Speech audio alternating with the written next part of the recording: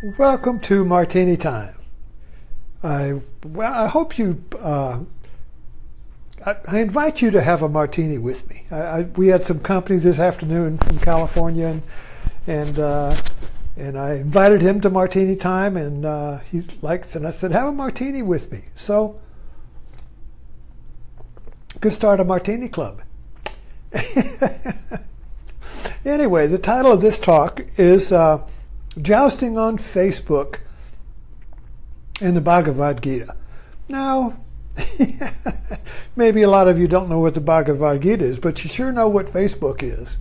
And also, you should know what jousting is. Medieval jousting, you know, where the knights challenge each other, each one trying to knock the other off their horse, off their seat on their horse. You see, that's to knock them off their seat. So jousting is a contest to become the one without any second, to be the only one standing, the only one in their seat, you see. And it's great fun. It's also warfare, you know, but Facebook is warfare, jousting with a little fun. See what I mean? I mean, nobody gets killed here. Nobody gets killed. But we do like the joust. And so I was talking about that today on one of my jousts.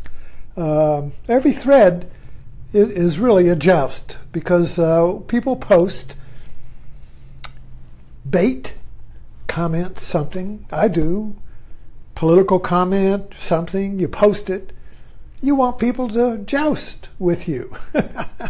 It's kind of like, all right, I put the flag up, I put the bait out there, and I'm sitting there on my horse with my knight, you know, my armor and my lance, you know, and anybody want to challenge?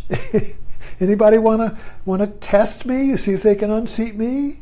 Anybody want, you know, it's kind of like that a lot. I mean, it's that's one kind of. The other kind of Facebook is the Amen Facebook. Now, Amen Facebook is when you post something and all you want is amens. Yo, that's a pretty kitty. Oh, I like those cookies. Yum, yum, yum. You know, oh, can I have one? You know, oh, now, amen, amen, amen, you know. And then the other one is, you know, you want to joust? Think you can unseat me? Think you can knock me off my opinion? See? My position, my opinion. My horse is my opinion. And my lance is my wit, my intellect. You see? And my armor is my defense, my arguments. You see? It's all there. Medieval knights jousting. So what does the Bhagavad Gita have to do with it? Well, the Bhagavad Gita, just a quick outline here. It's a very sacred, powerful text. When I first started to practice yoga in 1970, it was the Bible. Read the Gita, read the Gita. Well, my Indian guru master would just had a little pocket Gita, a little one, you know, and he would just be reading that all the time. And you know, it was you know, it's a mystery. What was in this Gita? So, you know, this. But basically, the outline of the Gita is that Arjuna, the hero, a warrior, in despair because he realized that the war he was about to fight in, a civil war, was lose-lose. No matter what he did, he's going to lose. If he fought against his relatives are on the other side, either going to kill his relatives or not fight and lose his honor. And he didn't know what to do. So he pulled up on the overlooking the battle, and asked Krishna, his charioteer, what to do. And in that was a moment he opened to wisdom. You don't open to wisdom until you reach that point where you don't know, where you can't choose. I don't know what to do. I want to know, but I don't know. I know nothing. I'm empty. I'm defeated. So Krishna gave him the wisdom. And just to compress it down, we can't do the whole Gita, but just the kernel, for me, what I discovered in it was that Krishna says, you got to fight. I mean, you can't not fight. You can't not live. You can't not act on the field of life. You can't withdraw, because even withdrawing is acting. You can't not act in life.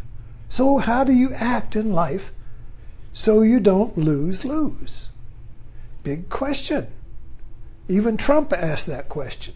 He said, well, I can win-win. Well, what did he mean by that? But anyway, I don't want to get there.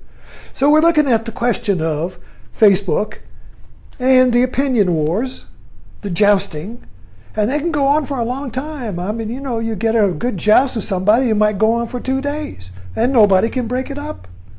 Back and forth, back and finally, oh, I'm defriending you.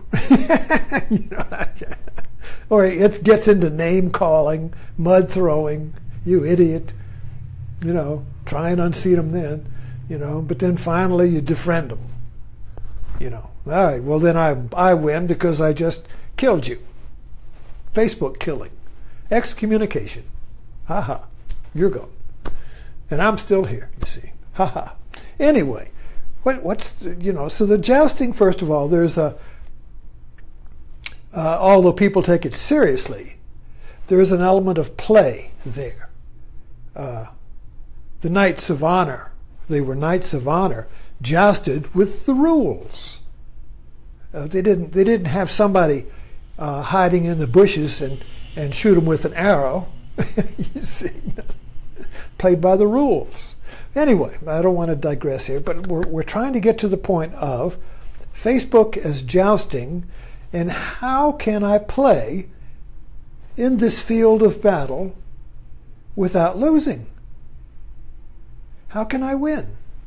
Well, I've discovered that there are certain ways to play in a joust in which you win. Now, winning is not beating the other guy or giving up. Winning is creativity. When you come up with a creative idea out of the joust, both of you win, you see, because you didn't declare. Now here are the rules for creative jousting. First of all, rule number 1. Okay. Remember now, we're dealing with 2 opinions. And the other person invests in their opinion. This opinion is me, and you invest in your opinion. This is your position. This is you. And we take that position seriously. So in the joust of a win-win instead of a lose-lose, the first rule is that all opinions are partially true. Equally, partially true. So that eliminates the problem of the right-wrong joust. I'm right, you're wrong. You're partially true, I'm partially true, and I don't know how the balance works out. I can't say I'm more true than you. I'm just saying there's truth in what you say, and there's truth in what I say. So with that, you see, that takes the right away. That takes the serious right-wrong division of the joust. So it's kind of like equanimity. There's an equanimity there. But then you say, well, how can I choose? I have to choose right or wrong.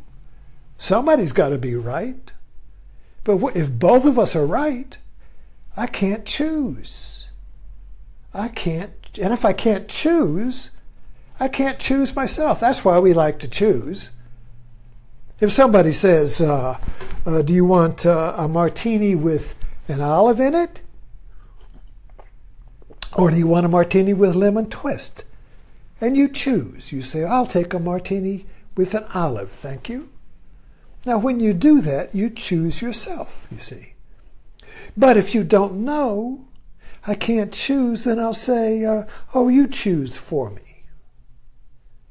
Or if I'm with my friend or something, oh, what should I have? A martini with an olive or a twist? They all look the same to me, you see. So we let other people choose for us. So we always like a man of authority.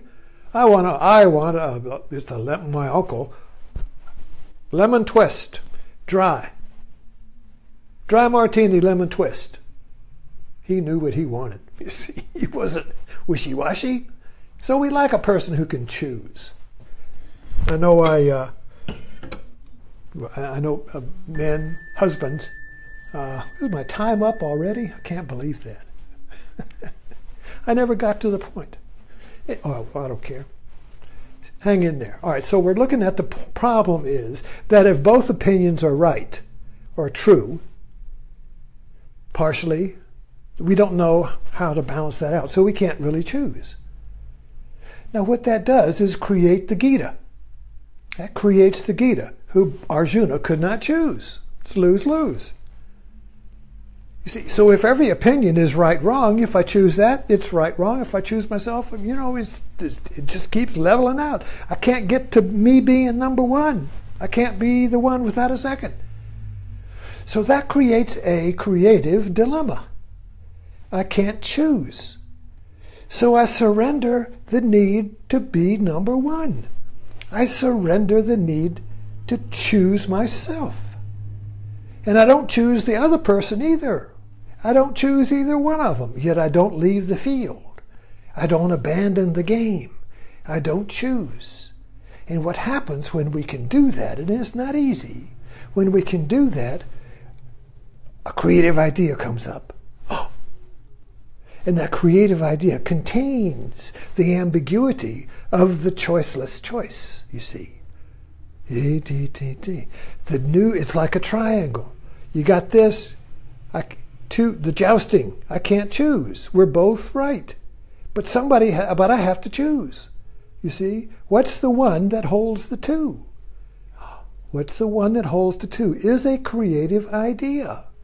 And you can't discover the creative idea until you give up choosing right or wrong and in the joust, until you are in the joust, but you don't give up the joust.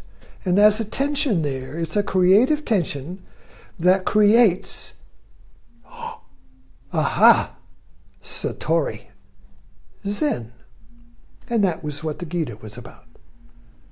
You jump into the field without a gaining idea of getting something out of it. So you do, when you jump in without choosing, but you don't leave, you get a creative idea. And then you win. Thanks for dropping in.